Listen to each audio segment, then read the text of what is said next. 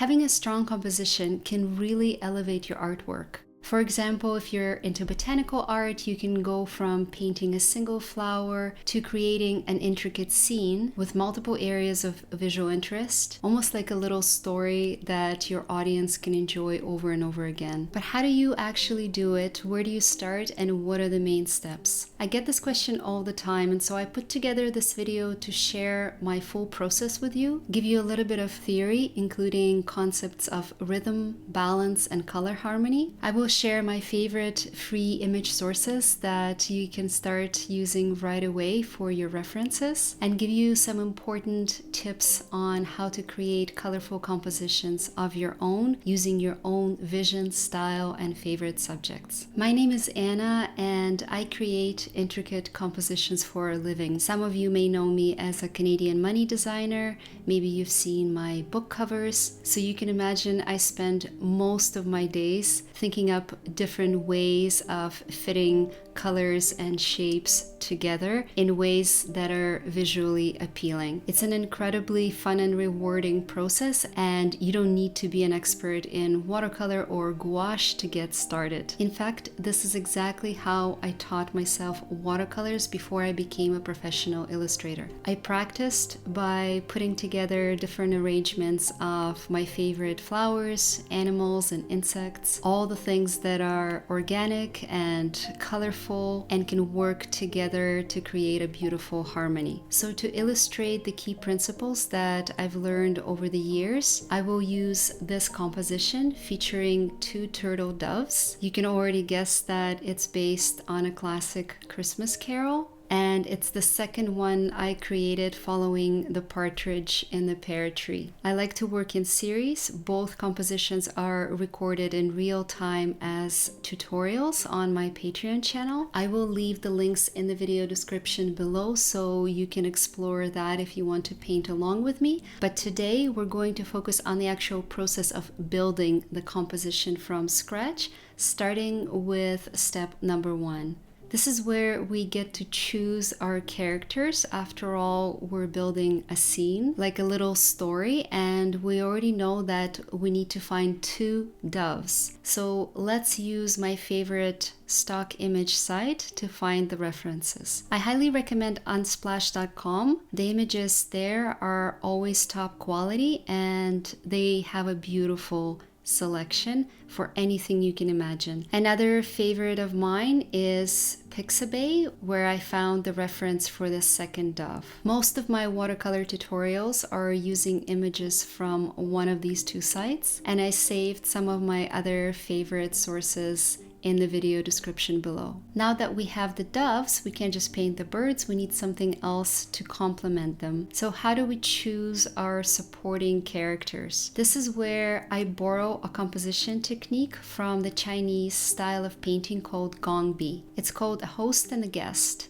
and it's a really simple framework that will give you a ton of inspiration right away. Gongbi is one of the oldest painting techniques, and I'm going to explain the concept while I show you some examples on screen. Some of the most popular characters in gongbi are flowering plants that serve as a host, in other words, a static background element that's inviting and accepting a guest, which typically happens to be a colorful bird or an insect, maybe an animal. Sometimes these guests are peaceful, and sometimes they act as loud intruders. But there's always this interplay between the host, which is the quiet, static background element, and a guest, which is a more dynamic and unpredictable element in the composition. Back to our turtle doves. They are, of course, the guests, and when I think of a plant or a flower to host them, what can be better than a holiday cactus? It's a very beautiful plant that blooms around Christmas time. So let me find a large holiday cactus flower reference and add a bunch of cactus leaves and smaller flowers all around. And our next step is to find a composition shape. This is where we get to decide on the overall boundaries of the work and start sketching different arrangements featuring the host and the guest. My main tip here is to start with a small thumbnail sketch. It's really easy to lose track of the foundational composition principles, but seeing all your characters in a small thumbnail will help you plan the main elements and blocks of color, figure out the main focus of the painting, and give you a good idea of what additional references you may need to look for. My advice to you is not to follow the format of your page, but instead come up with a more dynamic shape to contain all your characters. When I first started learning and practicing watercolors, I would follow the exact boundaries of my page, and although these were quite fun, I quickly realized they lacked some movement. There was no drama, so to speak. And a sense of movement is, of course, one of the foundational principles of good composition. So over time, I started incorporating more intricate and more dynamic shapes. I will show you a few that you can start using in your paintings right away. My favorite is an upside down triangle or a heart. You can recognize it very loosely here, for example, and that's exactly what I decided to do for the two turtle doves, to position the doves so they can fit into the top corners like this, and the main cactus flower can complete the heart shape in the center and at the bottom. Another favorite shape that I use all the time is an X, and you can recognize it in many of my works. It helps me break up the boring rectangular layout by positioning my characters on the opposite corners and making an imaginary cross shape that's full of motion, utilizing the direction and positioning of each element. Which brings me to step number 3, choosing a focal point. And you can have one or several, like I have here, but essentially the focal point is the main focus of your artwork, and it's what will draw the eyes of the viewer. A strong focus will always help make your work more effective and striking by helping the viewer know where to look and how to read your visual story in a way that makes sense. My favorite way to create focus is using color, of course, and the vibrant magenta flower placed in the center will definitely draw the eyes, placed next to more subtle, less vibrant birds. It's a high contrast situation, and you can always apply this principle by placing a rich, vibrant element next to a more muted one. It doesn't have to be red or pink, although those are the main colors that tend to draw the eye. Sometimes the opposite is true. You may have a muted blue object in the sea of red, like I did in this tutorial from last summer, featuring a blue butterfly. Or you can have a light, almost pure white element that stands out against a darker, more saturated, colorful background. It's the contrast that matters. But also, there's something else in play. You may have noticed it already in our composition with two doves. It's the second way to create strong focal point, and I'm talking, of course, about gaze, meaning the direction of where your characters are looking. Notice that I positioned both doves in a way that reinforces the flower as a central focus of the composition. One dove is looking at another, and this one is looking down at the flower. So the eye has a natural path to move from one bird to the other bird and then down. It's a very natural way of reading the visual composition that echoes the way we read a page from left to right and down.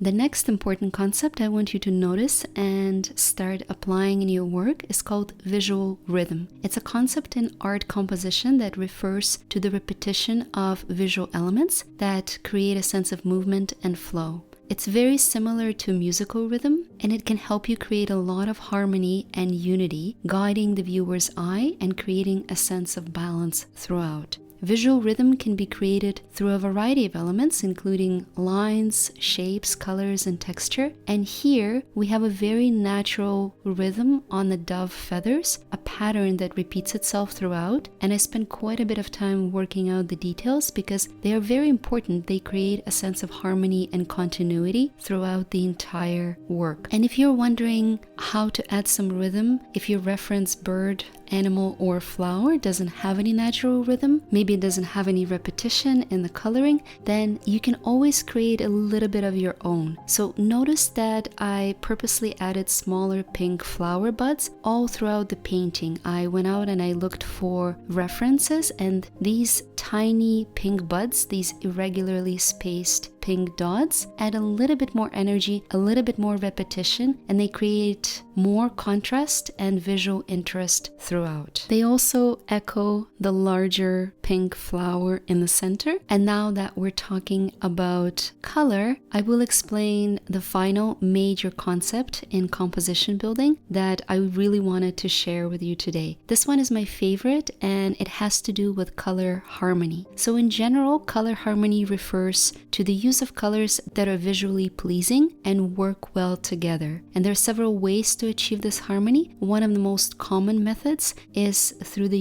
use of a color scheme or specific palette, which is a set of colors that are selected for their compatibility with each other. Some common color palettes include complementary. You may have heard about this one. Complementary colors are opposite each other on the color wheel, like for example red and green, or another example would be blue and orange. Analogous colors are colors that sit next to each other on the color wheel, so for example red, orange, and yellow. And finally, monochromatic color schemes use variations of a single color, such as different shades of blue, for example. But no matter what color palette I choose, I always recycle my pigments throughout the composition. And you may have heard me use this concept of color recycling in some of my tutorials. What I mean by this is, notice that I use the same dioxazine purple to create a mix of muted colors for the feathers on the doves, and then I apply the same dioxazine purple on the flower shadows, which are vibrant.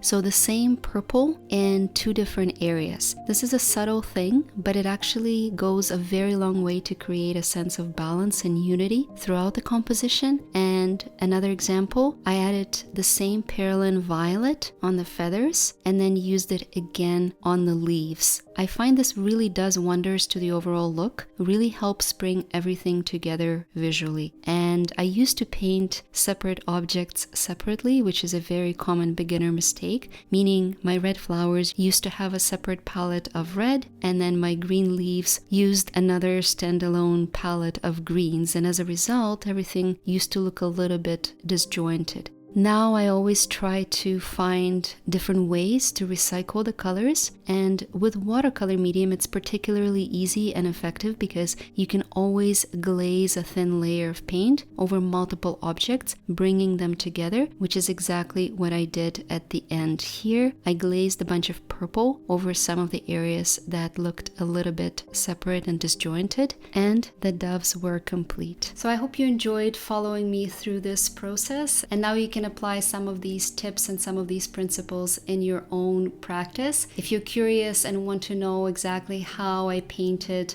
the cactus flower, I have a recording of this painting on my YouTube channel, and the full composition is on my Patreon. Thank you for watching and painting with me. I will see you next week.